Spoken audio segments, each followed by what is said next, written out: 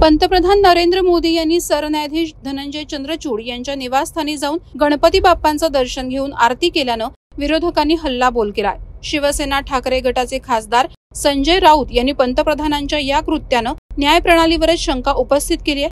त्याला उपमुख्यमंत्री देवेंद्र फडणवीस यांनी सोशल माध्यमांवर पोस्ट करत सडेतोड उत्तर दिलंय। याबाबत देवेंद्र फडणवीस म्हणाले की देशभरात सर्वत्र गणेशोत्सवाची धूम सुरू आहे। सगळीकडे आस्थेनं श्रद्धेनं गणरायाचं पूजन केलं जाते।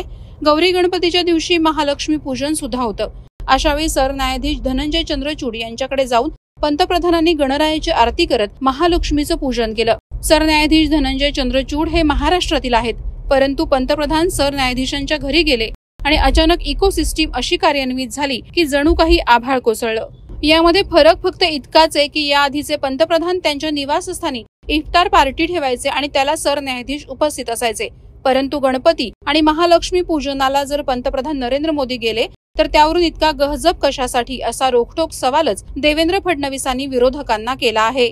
सरन्यायाधीश धनंजय चंद्रचूड आणि पंतप्रधान नरेंद्र मोदी यांच्या भेटीमागं काही वेगळं घडतंय का असा प्रश्न संजय राऊतांनी उपस्थित केला होता।